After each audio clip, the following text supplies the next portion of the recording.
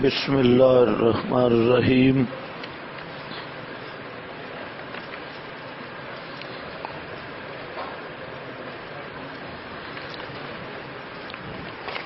رد البدعات کے سلسلہ میں نے آپ کے سامنے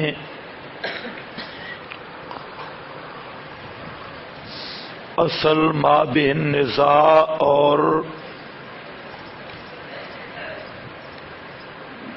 5 امور پر گفتگو کر دی ہے۔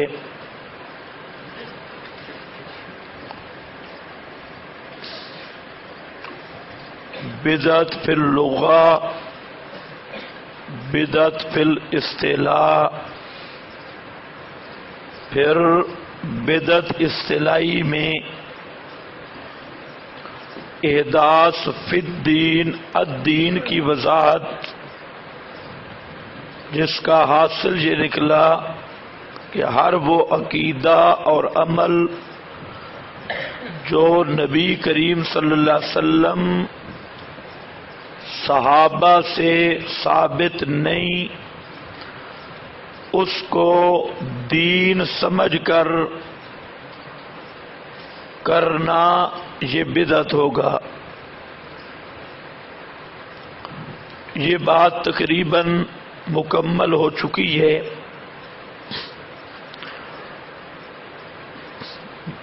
اس پر اہم بات تھی کہ اہل بدعت کی طرف سے اعتراض کے منع دکھاؤ، یا نمبر 2 بدعت شرعی کی تقسیم حسنہ یا سیئہ کی طرف، اس پر بھی بات ہو گئی۔ اب صرف یہ ہے کہ 2 چیزیں دیکھ لیں۔ ایک آپ کے پاس لکھا ہے قاعدہ مہمہ،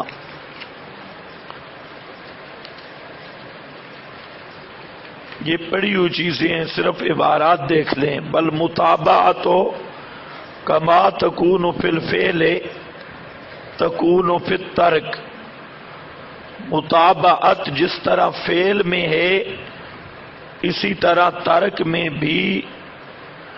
فمن واظب علی فعل لم یفعلہ الشارع فہو مبتدع، جس آدمی نے ایسے عمل پر ہمیشگی کی لم یفعلہ الشارع، جس کو شارع نے نہیں کیا تھا، فہو مبتدع، تو وہ بدعتی ہے اور بدعت کا مرتکب ہے۔ تو یہ کس بات پہ لایا ہے؟ مطابعت فعل اور مطابعت ترک، اور اس پہ ضابطہ لے آ رہا ہے کہ جب شارع سے ثابت نہیں، کوئی آدمی اس پر دوام کر رہا ہے، مواظبت کر رہا ہے، تو وہ مبتدع ہے۔ اب اس ضابطہ میں ملا علی قاری نے عدم ثبوت پر مواظبت کو بدعت قرار کہا ہے۔ عدم ثبوت پر مواظبت کو بدعت کہا ہے۔ تو معلوم ہوتا ہے کہ بدعت کے لیے منع دکھانا کوئی ضروری نہیں، عدم ثبوت ہی وہ کافی ہے۔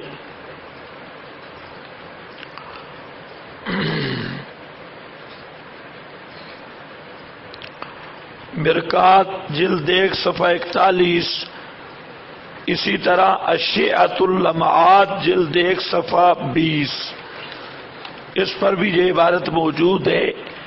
اور مظاہر حق جلد 1 صفحہ 20 پر بھی یہ ہے۔ مواہب اللطیفہ اس میں ترکہ سنت کما انا فعلہ سنت، آپ کا ترک کرنا بھی سنت ہے جس طرح کے فعل وہ کام کرنا سنت ہے، دونوں سنت ہے۔ یعنی وہی بات ہے جو ملا علی قاری نے تفصیلی عبارت میں کی ہے، الجنہ لاصحاب السنہ، صفحہ 143۔ اب یہ ضابطہ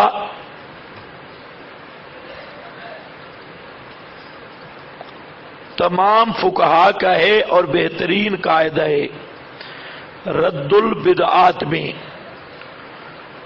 اسی طرح حضرت عبداللہ ابن عمر رضی اللہ تعالی عنہ فرماتے ہیں، ان رفعکم ایدیکم بدعۃ،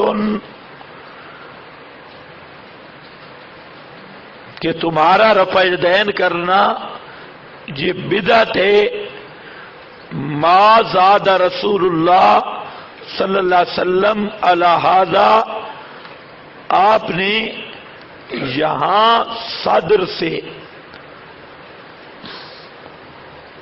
بڑھایا نہیں ہے رفع یدین، دعاؤں میں یوں یوں کر کے مانگنا یہ آپ کا معمول نہیں ہے، آپ رفع الیدین کرتے بھی تھے تو یہاں تک، یہ اس طرح کر کے مبالغہ کرنا یہ آپ کا معمول نہیں، اس لیے لفظ کیا بولا، انا رفعکم ایدیکم بدعۃ، تمہارا دعاؤں میں اتنا لمبے ہاتھ اٹھانا یہ بدعت ہے۔ کیوں بدعت ہے؟ ما زاد رسول اللہ، تو عدم ثبوت پر ابن عمر بدعت کا فتویٰ لگا رہے ہیں۔ پتہ نہیں تمہیں سمجھ آ رہی ہے نہیں؟ عدم ثبوت پر تو یہ جو اہل بدعت کہتے ہیں اس چیز پہ منع دکھاؤ، یہ لیسا بشیء، اس پر بحث ہو گئی۔ خیر، اسی طرح ہدایہ میں ہے، فرماتے ہیں کہ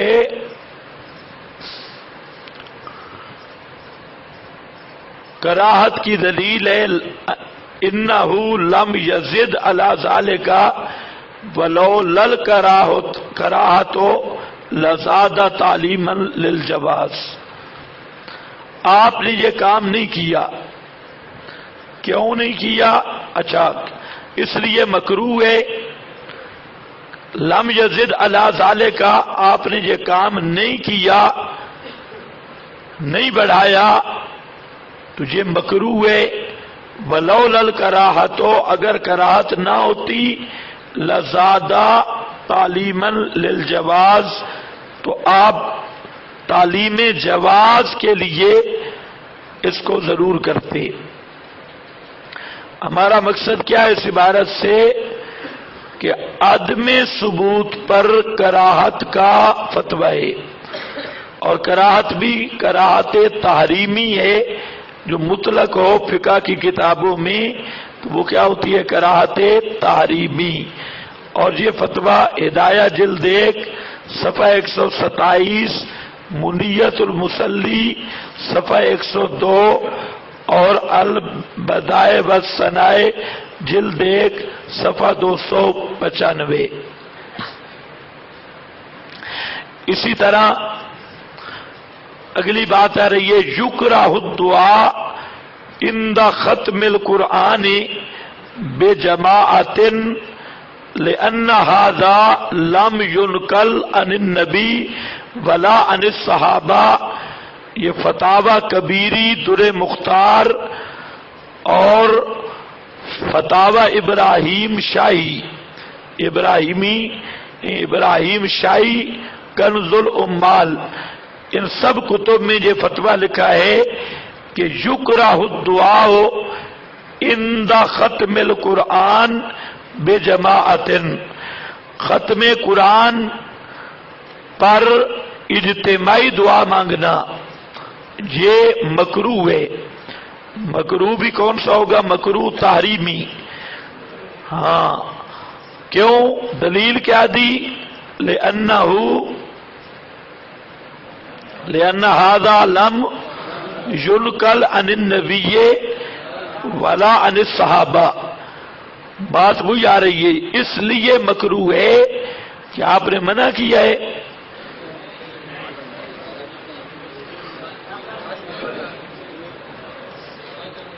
لم ينقل عن النبی، عدم نقل عدم ثبوت پر فتویٰ آ رہا ہے. یہ سب وہ جو قاعدہ میں نے آپ کو بتایا تھا کہ الاصل فی العبادات التوقف، وہی قاعدہ چل رہا ہے کہ عبادات میں اصل چیز توقف ہے اور عبادت کے لیے ثبوت چاہیے تب وہ عبادت بنے گی. تو یہاں پر عدم ثبوت عدم ناقل پر یہ فتویٰ آ رہا ہے کراہت کا، اور یہ مکروہ تحریمی ہوگا.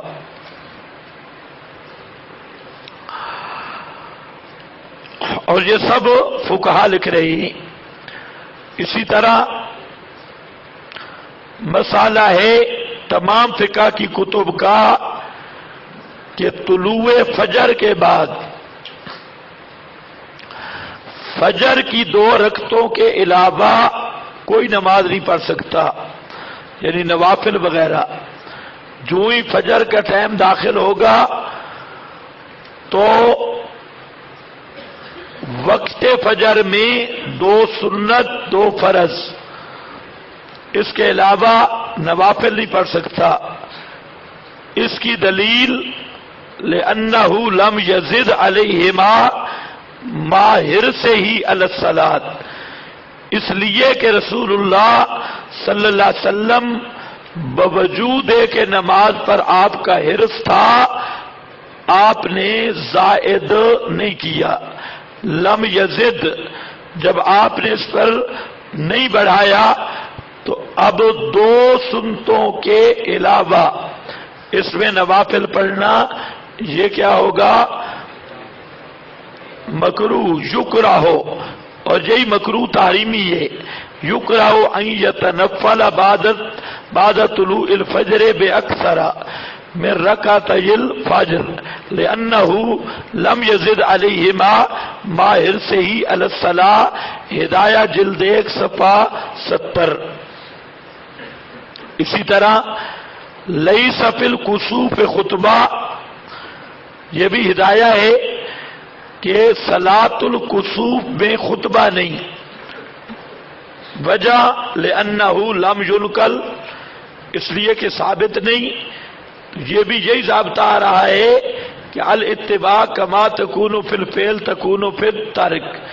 تو عدم نقل عدم ثبوت یہ بھی وجہ ہے کراہت کی، اور یہ بھی وجہ ہے بدعت ہونے کی.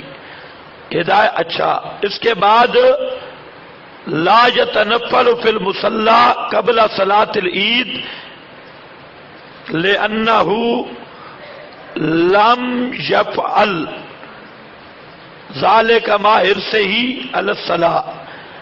نہ نفل پڑھے مصلی قبل صلاۃ العید، عیدگاہ میں عید کی نماز سے پہلے. کیوں؟ لأن النبی لم یفعل ذالک، اس لیے کہ نبی پاک نے صلی اللہ علیہ وسلم نہیں کیا یہ کام ما حرص ہی علی الصلاۃ، باوجود آپ کے حرص علی الصلاۃ کے. تو صاحب ہدایہ کی دلیل لم یفعل لم یفعل لم یزد لم یفعل، یہی دلیل آ رہا ہے. اسی طرح ابراہیم حلبی وغیرہ علماء نے صلاۃ الرغائب کو بدعت کہا ہے، اور وجہ کیا لکھی کہ ان الصحابۃ والتابعین ومن بعدهم من الائمۃ المجتہدین لم ينقل عنہم. دلیل یہی دی کہ صحابہ تابعین وغیرہ سے منقول نہیں ہے.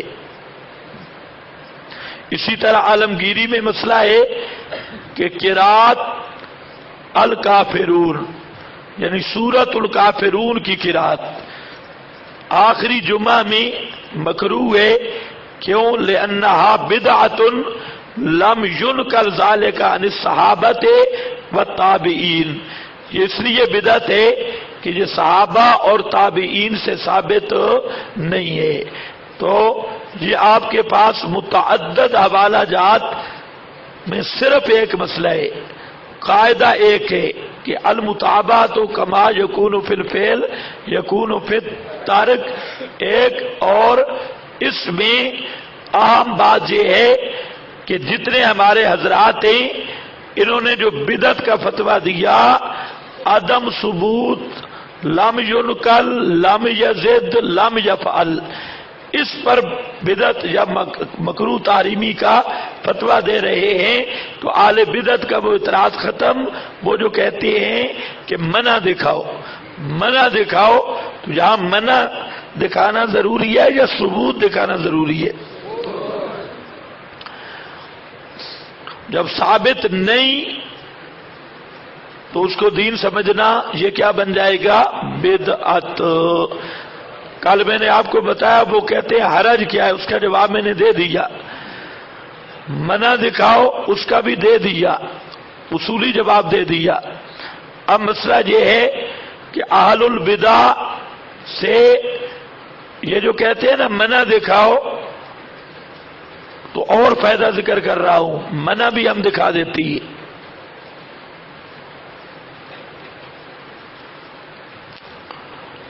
منع بھی دکھا دیتی ہے۔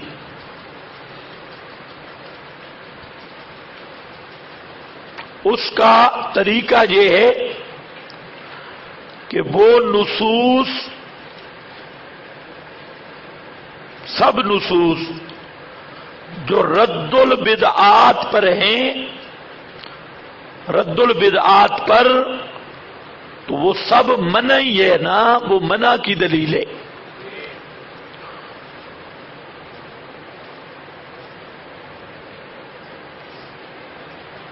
مثلا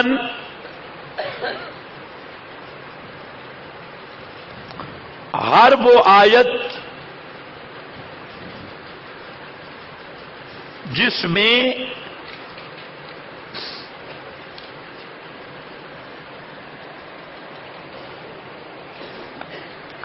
آیت یا حدیث جس میں اکمال الدین والشرع کی خبر دی گئی،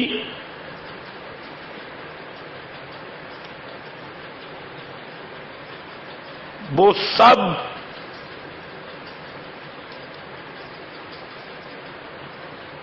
منع ہے بدعات پر اور رد ہے بدعات پر۔ مثال کے طور پہ اب یہ نیا عنوان آ رہا ہے بالکل آخری، منع دکھاؤ۔ تو میں نے آپ کو کیا بتایا؟ پہلا عنوان کیا ہے؟ ہر وہ آیت جس میں اکمال الدین والشرع کی خبر ہے، آیت یا حدیث دونوں، تو وہ منع ہے بدعات سے، کیونکہ بدعات کس کو نام ہے؟ احداث فی الدین، اور جب دین کا اکمال ہو گیا، شریعت کا اکمال ہو گیا، تو زیادت بعد الاکمال اسی کا نام بدعت ہے، اور اس سے قرآن نے روک دیا۔ الیوم اکملت لکم دینکم واتممت علیکم نعمتی، اس پر امام مالک کا فرمان آپ کے پاس لکھا ہے۔ یہاں پر انہوں نے کیا فرمایا؟ اسی آیت کو دلیل بنایا، من ابتدع فی الاسلام، اسی آیت کو امام مالک نے دلیل بنایا۔ یہ آپ کے سامنے ہے صفحہ 2 پر۔ یراہا حسنا فقد زعم ان محمدا خان الرسالۃ لان اللہ یقول الیوم اکملت لکم دینا۔ تو اب یہ عنوان آ گیا، اس عنوان میں آگے احادیث بھی موجود ہیں، وہ بھی آپ بے شک دیکھ لیں، جس میں یہ آ رہا ہے کہ نبی کریم صلی اللہ علیہ وسلم نے کوئی پرندہ بھی نہیں چھوڑا جس کے احکام بیان نہ کیے ہوں، اور آپ نے پوری شریعت بیان کی۔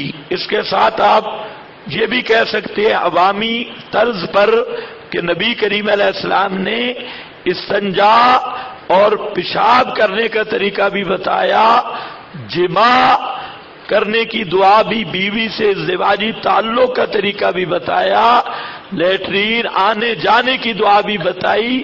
اگر یہ دین ہوتا تو اللہ کے رسول نے یہ کیوں نہیں بتایا؟ آخر کیا وجہ ہے؟ تو یہ سب اسی اکمال دین کے ساتھ لگے گا۔ نمبر 2، ہر وہ آیت جس میں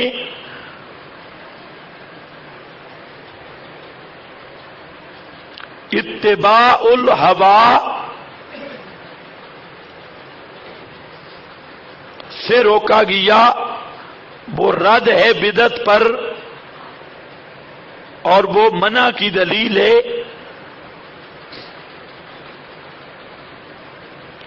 کیونکہ بدعت نام ہی اتباع الہوا کا ہے۔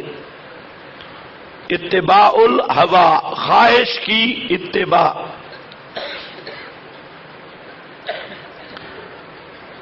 یہ ساری آیتیں جمع کر لو۔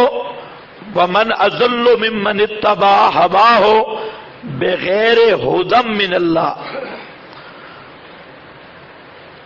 اس طرح کی اور بھی آیات ہیں۔ أَفَرَأَيْتَ الَّذِي مَنِ اتَّخَذَ إِلَٰهَهُ هَوَاهُ لَا تَتَّبِعُوا أَهْوَاءَهُمْ وَمَنْ أَضَلُّ مِمَّنْ اتبع هواه بغیر ہدی من اللہ الی آخرہ۔ یہ سب آیات رد البدعات اور منع کی دلیلیں۔ نمبر 3،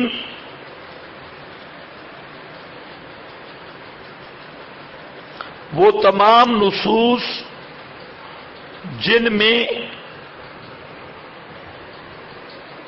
نجات کو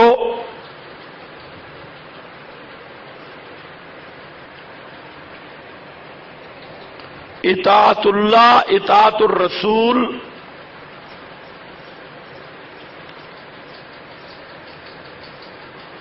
میں محصور ذکر کیا گیا،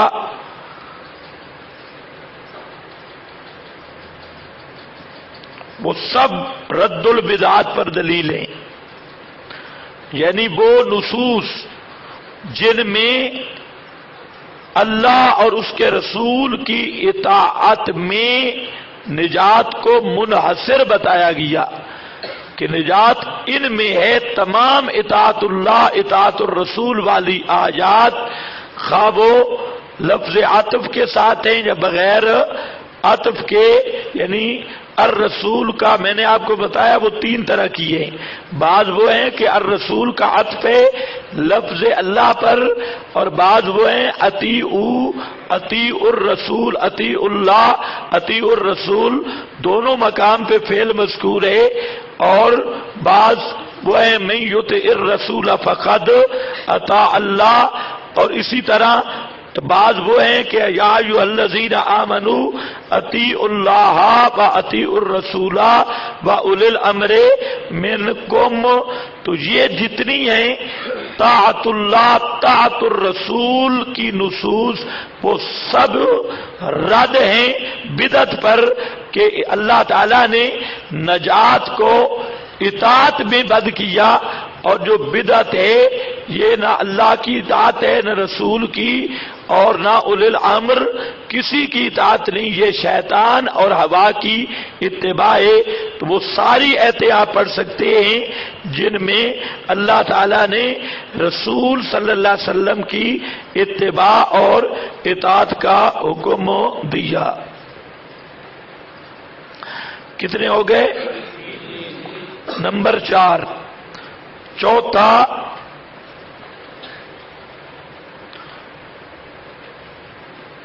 تمام وہ نصوص جس میں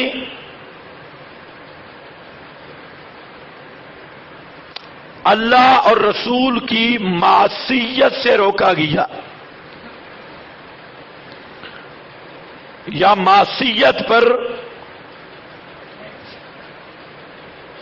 وعیدات مذکور ہیں، وہ سب کی سب رد البدعات پر دلیل ہیں۔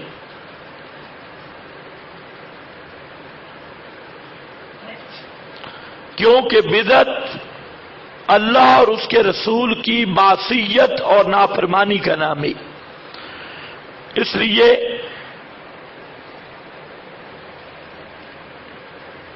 وہ بھی سب اس پر منع کی دلیل ہے۔ نمبر 5، ہر وہ نص جس میں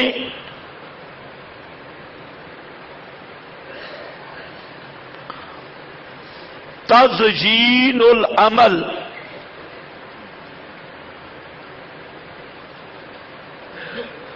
من الشیطان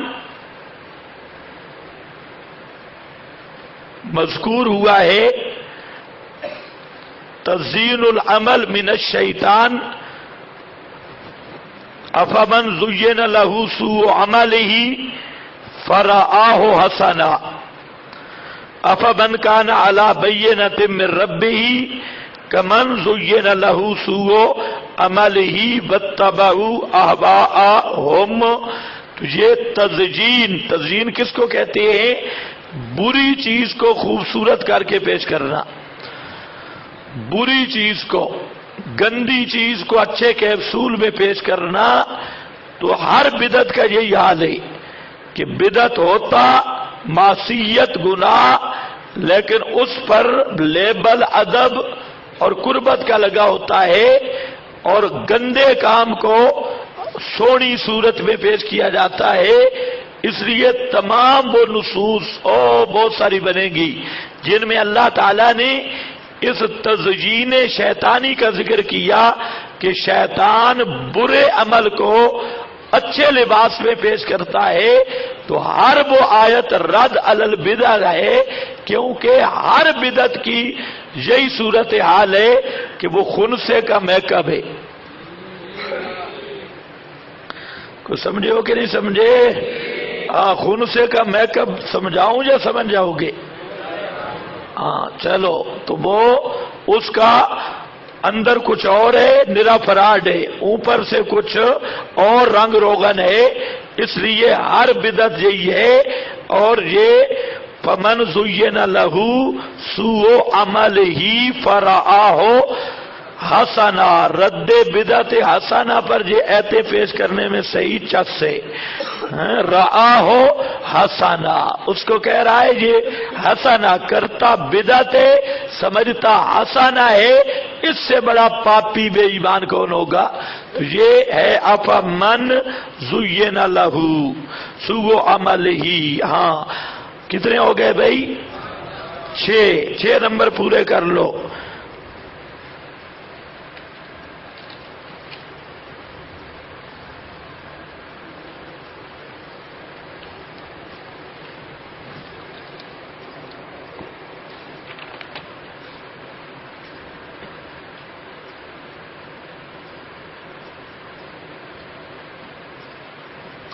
ہر وہ آیت جس میں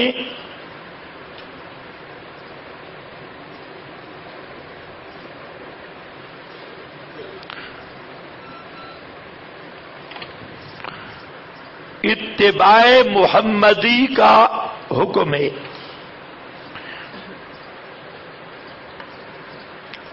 یا اتباع محمدی کی مدح ہے، یا اتباع محمدی کو قبول عمل کی شرط قرار دیا گیا۔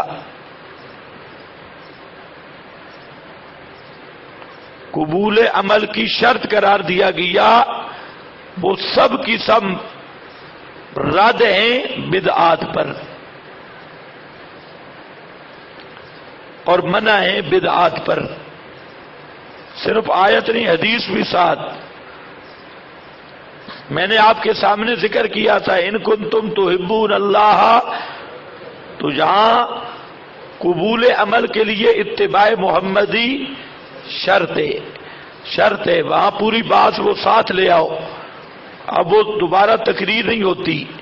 اسی طرح خبر دی گئی مقام مدح میں الذین یتبعون النبی الامی یا الذین نتبعوہ فی ساعۃ العسرہ، تو یہ مقام مدح میں ذکر کیا گیا اتباع محمدی کو، یا واتبعوہ لعلکم تہتدون، فاتبعوہ لعلکم تہتدون، رسول کی اتباع کرو تاکہ تم کامیاب ہو جاؤ۔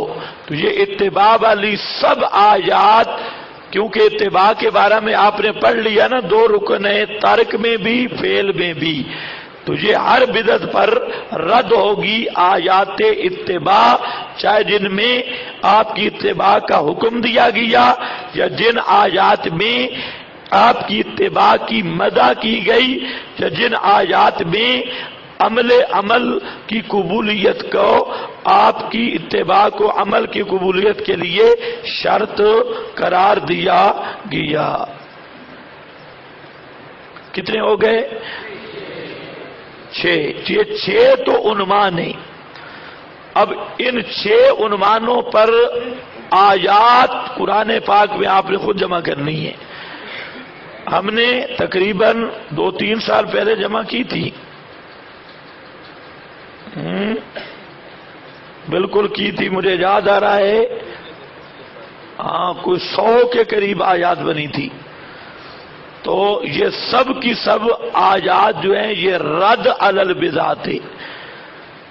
سمجھ جاؤ گے یا مشکل ہے؟ ہاں، جو بزرگ ہیں وہ تو سمجھ جائیں گے، اور جو غیر بزرگ ہیں اللہ ان کو بزرگی دے دے گا۔ تو بہرحال یہ 6 عنوان ہیں۔ اس کے علاوہ متفرق کچھ آیات ہیں جس سے مفسرین نے رد البدعات کا مضمون چھیڑا ہے، وہ ان 6 عنوانوں سے ہٹ کر ان کے ساتھ تو ہے ہی ہے۔ اور یہ آپ اگر شاطبی دیکھ لیں الاعتصام شاطبی کی، تو اس نے جو آیات ذکر کی ہیں وہ تقریباً ان 6 عنوان 6 کے 6 عنوان آپ کو وہاں ملیں گے، لیکن اس طرز پہ نہیں۔ اس نے بس مختلف جو آیات ذکر کی ہیں ان کو اگر تقسیم کیا جائے تو وہ 6 عنوان جو نکل آتی ہیں جو میں نے آپ کے سامنے ذکر کر دیے۔ تو یہ جمع آیات کے لیے تو یہ تقریباً 100 آیت بنتی ہے، جس میں ہر بدعت سے منع کیا گیا، ہر بدعت سے روکا گیا۔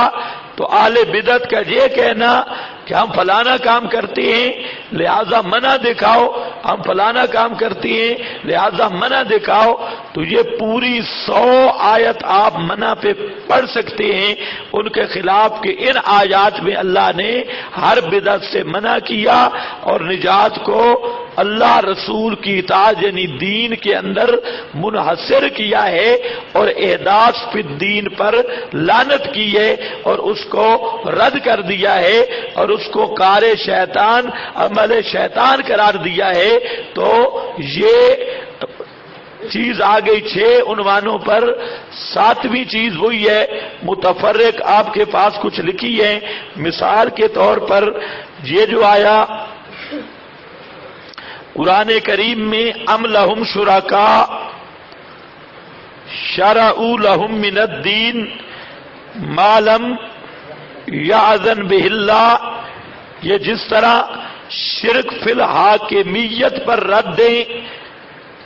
کس پر رد دیں؟ شرک فی الحاکمیت۔ میں نے آپ کو کل بتایا کہ بدعتی آدمی اپنے آپ کو شاعر کا ہم منصب سمجھ رہا ہے، شاعر حقیقی کا۔ تو یہ جو ہے نا، میری طرف ذرا توجہ کر لو، یہ جو 100 آیات ہیں جس طرح بدعت پر رد دیں اسی طرح شرک فی الحاکمیت پر بھی رد دیں۔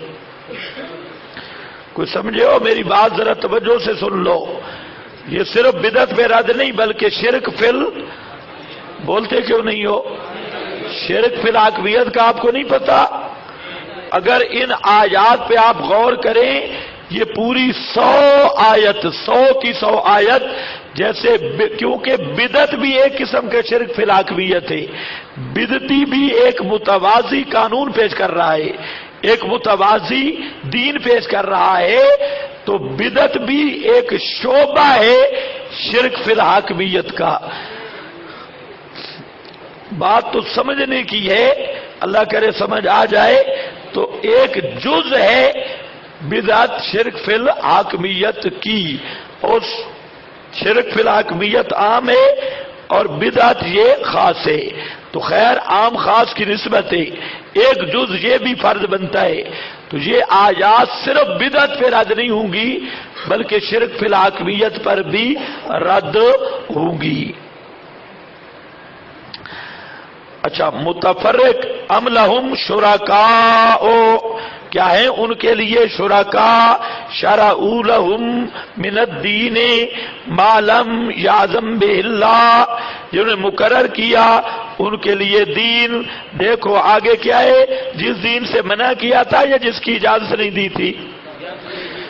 ما لم یعظم، اب وہ حدیثیں اگر ساتھ لاؤ، لیسا علیہ امرنا، یفعلون ما لا یؤمرون، اور من احدث فی امرنا ھذا ما لیس منہ، یہ سب یہی مضمون ہے، ما لم یعظم بہ اللہ۔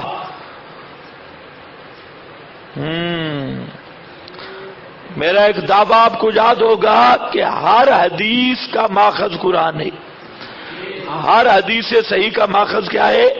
گویا وہ 3 حدیثیں جو اصل میں نے پیش کی تھی رد البدعات میں، ان کا ماخذ یہ آ گیا، ما لم یعظم بہ اللہ ولولا کلمۃ الفصل لقضی بینہم وان الظالمین لہم عذاب علیم، یہ ہو گیا۔ اسی طریقہ سے اور آیت ہے،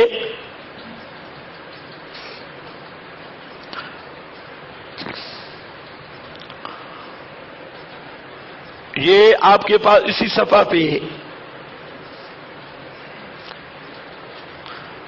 من ذالک قولہ تعالی قل ھو القادر علی ان یبعث علیکم عذابا من فوقکم او من تحت ارجلکم او یلبسکم شیعا، بولو شابش،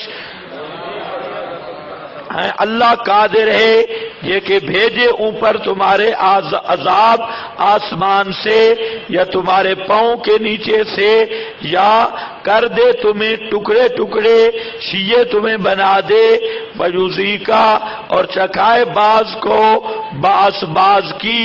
ابن عباس کہتے ہیں یلبسکم شیعا ہی الاہواء المختلفہ، یہ مختلف اہواء ہیں، اور ابن عباس کہتے ہیں من فوقکم ائمۃ السوء، اوپر سے عذاب آنا، یہ پیر عزیز الرحمان وغیرہ کا مسلط ہونا، اور عمران خان کا وزیر اعظم بننا، ائمۃ السوء، ائمہ برے امام اور برے حکام، ومن تحت ارجلکم خدم السوء، اور اللہ کا عذاب پیروں کی طرف سے کیسے آتا ہے کہ برے خادم مل جائیں۔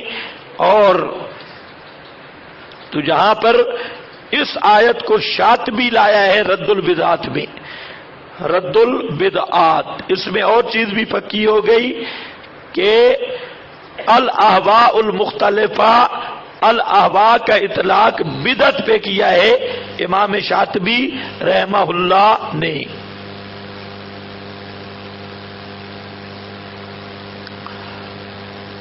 اچھا، اسی طرح متفرق آیات میں سے ایک اور آیت ہوگی آپ کے پاس،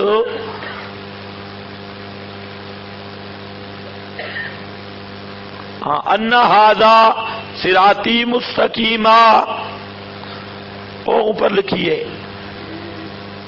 फत्तबिऊहु वला तत्तबिउस सुबुल फतफर्रका बिकुम अन सबीलिही ज़ालिकुम वस्साकुम बिही लअल्लकुम तत्तकून। ये क्या है? इस पर फरमाते हैं अस्सुबुल से मुराद अलबिदा व शुबहात, अस्सुबुल से मुराद अलबिदा व शुबहात और सिराती मुस्तकीमा से मुराद यही दीन है। तो ये आयत भी उन आयात में है जिससे रद्द बिदत पर इस्तेदलाल किया, और इससे भी इमाम शातिबी ने इस्तेदलाल किया है अल-इतिसाम में और दीगर हजरात ने। इसी तरीका से ये और आयत है काल लज़ीना कफरू लिल्लज़ीना आमनू लौ कान खैरन मा सबकूना इलैहि आकाब। इस पर नीचे इब्ने कसीर की इबारत है और रद्दुल बिदत पर बेहतरीन इबारत है। यानी इस 7वें नंबर में मैं आपके सामने वो मुतफर्रिक आयात का हवाला दे रहा हूं कि जिन आयात को हमारे हजरात ने रद्दुल बिदआत पर पेश किया है उनके। इसी तरह वो आयत है फबद्दल लज़ीना ज़लमू कौलन, इस पर भी मैं तकरीर कर चुका हूं। अब जो बाद में आए तो बाद में आए, जो अस्साबिकून अस्साबिकून, तो इस पे मैं पूरी बात कर चुका हूं कि यहां जुल्म का फतवा तब्दीले कौल पर है, हालांकि जिस कौल को उन्होंने बदला उस पे पहले मना मौजूद नहीं है।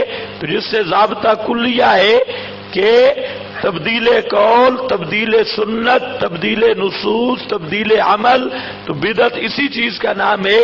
तो वो आयत भी रद्दुल बिदआत पे पेश की गई है।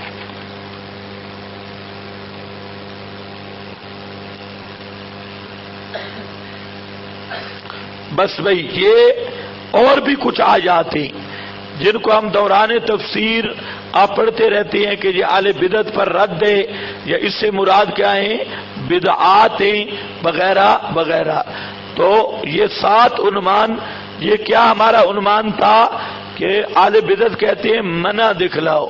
तो ये 7 उन्वानों के तहत हर बिदत पर हम मना दिखा रहे हैं और हर बिदत पर आकाम कुरानी वे बिल्कुल सादिक हैं। बस ये बात खत्म हो गई। अब ये मसला अभी शुरू हुआ है, खत्म नहीं हुआ। ये कागज आपके पास है बतौर मुकद्दिमा तमहीद, जिसमें आपको सिर्फ ये चीज बताई गई कि बिदअत का मफहूम क्या है, सिर्फ इतनी बात। फिर बिदअत की बहस में किन किन उमूर पे गुफ्तगू करनी है और माबिन निज़ा क्या है। तो उम्मीद है आप इसको समझ चुके होंगे। अब इसके बाद जो है बहस बड़ी लंबी है। इसके बाद एक ये बहस के अक़सामुल बिदअत, अक़सामुल बिदअत यानी तकसीम बिदअत शरी बिदअत की तकसीम। वो तो नहीं है तकसीम हसना सय्या नहीं, ये जो शरी बिदअत जलालत है, जलालत के भी कई दर्जात हैं। बाद बिदआत वो हैं जो कुफर तक पहुंची हुई है, कुफर तक। तो बिदअत का लफ्ज या जलालत दोनों का लफ्ज आम है। और ये तकसीम थोड़ी सी समझ लो कि बिदआत के मरातिब जुदा हैं। जैसे जलालत का लफ्ज आम है, ये मकरूह से लेकर कुफर तक बोला जाता है। जलालत का लफ्ज जो है कुल्लो बिदातिन जलाला, तो ये लफ्ज आम है और ये कुल्ली मुशक्किक है। ये मकरूह पर भी बोला जाता है, हराम पर भी बोला जाता है, کفر پر بھی بولا جاتا ہے، الحاد پر بھی زلال کا لفظ بولا جاتا ہے، حتیٰ کہ دنیا کے معاملہ میں بھولنے پر بھی بولا جاتا ہے، اور آخرت کے معاملہ میں غلط روش پر بھی بولا جاتا ہے۔ تو آپ نے جو حکم فرمایا کلو بدعت ضلالہ، تو کل کے لفظ سے بھی تقسیم سمجھ آ رہی ہے، اور ضلالہ کے مفہوم سے بھی تقسیم سمجھ آ رہی ہے۔ تو یاد رکھو بدعت کا تعلق یا عقیدہ سے ہوگا یا عمل سے۔ تو بعض بدعات اعتقادیہ ہیں، اور پھر جو بعض بدعات اعتقادیہ ہیں ان میں آگے تفصیل ہے کہ بعض انواع کفر میں داخل ہوں گی، بعض معصیت قلبی میں داخل ہوں گی، ہر ایک کے درجات مختلف ہیں۔ اسی طرح بدعت فی الاعمال، اعمال میں بدعت، اگر بدعت اعتقادی نہیں عملی ہے تو پھر اس میں بھی درجات ہیں۔ بعض بدعت کبائر کے قبیل سے ہیں، اور بعض کل کبائر یعنی حرام مکروہ تحریمی کے درجے میں ہیں۔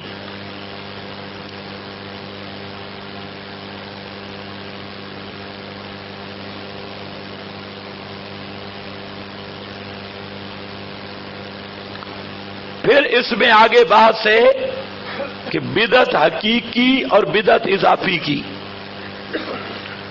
بعض بدعات حقیقیہ ہیں جن کا نفس ثبوت ہی نہیں ہے، اور بعض بدعات اضافی ہیں کہ نفس ثبوت ہے لیکن حیات بدل دی گئی، اس کی طریقہ کار اور حیات بدل دی گئی۔ تو یہ ہے تقسیم۔ ان سب اقسام کو سمجھنا چاہیے۔ پھر ایک بات ہے اگلی مصالح مرسلہ، مصالح مرسلہ کی ایک مستقل بات ہے، اس کی بھی تفصیل ہے۔ تو یہ چیزیں لمبی ہیں، صرف عنوان کا تعارف کروا رہا ہوں۔ ایک یہ بات ہے تقسیم البدعات، اور دوسری بات اس عنوان پر ہے بدعات مروجہ پر رد، جو بدعات رواج پا چکی ہیں ان پر رد کرنا۔ مثلا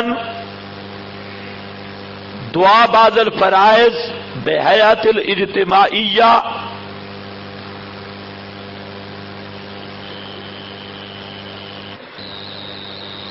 یہ عملی بدعات کی بات کر رہا ہوں۔ بدعات اعتقادی کی مثال عرض اعمال کا نظریہ، حیات دنیاویہ کا نظریہ، یہ جتنے عقائد باطلہ ہیں یہ سب بدعات کے قبیل سے ہیں، اور بعض شرکیات ہیں، بعض معصیت قلبی کے قبیل سے ہیں۔ تو وہ سب وہی اس کی مثال ہے۔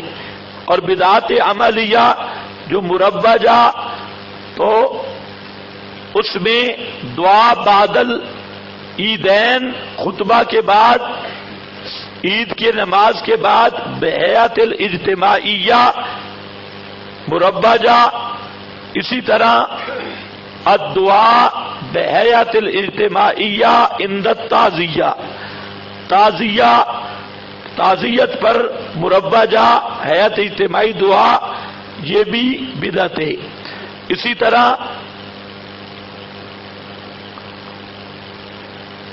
الدعاء بحیات الاجتماعیہ عند ختم القرآن، آج بھی ہو رہا ہے، آپ کے پاس حوالہ بھی آ گیا۔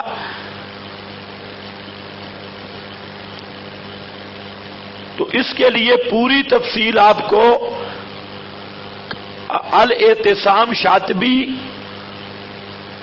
اور شیخ القرآن مولانا محمد طاہر رحمہ اللہ کی کتاب ضیاء النور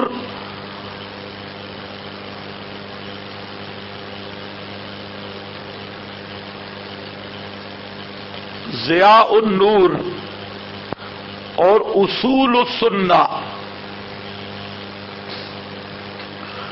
یہ دو کتابیں اہم میں، ضیاء النور بھی اور اصول السنہ بھی، اس میں بہترین ضوابط اور بہترین بحث کی شیخ نے، اور المدخل ابن الحاج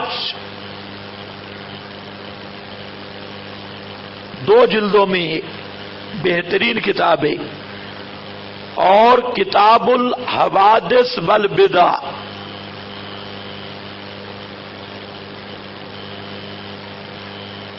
یہ کتابیں اس موضوع کے شائقین کو دیکھنا ضروری ہے۔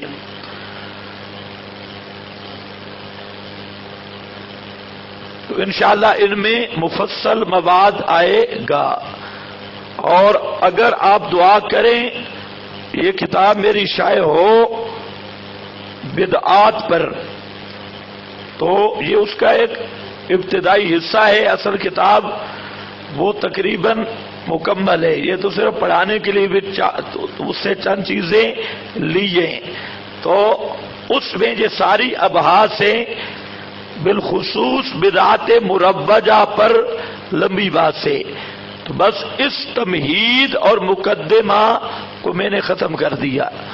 یہ امور مہمہ تھے ابتدائی، تو یہ کاغذات آپ بالکل اب سنبھال کے رکھ دیں۔ اس کے بعد جو ہے وہ ہے، اچھا یہ تقسیم ہوگی ہے، اشارات بعد الجنازہ۔